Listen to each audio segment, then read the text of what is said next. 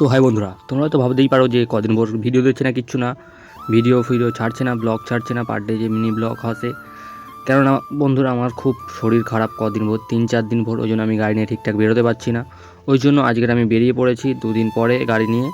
আমি যাচ্ছি এখন শহীদপুরের একটা ভাড়ায়, ওখানে যাব। ওখানে গিয়ে আমার প্যাসেঞ্জারগুলোকে লাভাবো, লাভে আমি বাড়ি ফিরবো। আর বৃষ্টির পরে ওই যে রোদটা ওঠে না, এতটাই মানে জোরালো রোদ যে চোখে লাগছিল, প্রচুর কাঁচে লাগছিল। তারপর আমি চলে এলাম প্যাসেঞ্জারটাকে লাগাবার উদ্দেশ্যে। প্যাসেঞ্জারটাকে লাভিয়ে দিলাম, দেখতে পাচ্ছ। তো দেখতে দেখতে হয়ে গেল সন্ধেবেলা আমি চলে এলাম উলুবেড়িয়া কালীবাড়ি। আজকে আমার কীর্তন, আর আজকে শ্রাবণ মাসের শেষ দিন, তাই ভক্তরা কত গান বাজনা করছে দেখতে পাচ্ছ। তারপরে চলে এলাম আমি উলুবেড়িয়া কালীবাড়ি মায়ের কাছে গিয়ে দেখলাম মায়ের। তারপর ওখান থেকে ফটাফট করে চলে এসে দেখতে পাচ্ছ কৃষ্ণের জন্মদিন হিসাবে কত কি বানিয়েছে এরা। তারপর দেখতে দেখতে আমি চলে এলাম আসরের ওপরে। আসরে উঠে দেখতে পাচ্ছ চারিদিকে কত ভক্ত আমাদের দিকে চেয়ে বসে আছে সবাই মিলে। দেখতে গান শেষ হয়ে গেল, আমরা উলুবেড়িয়া কালীবাড়ি বসে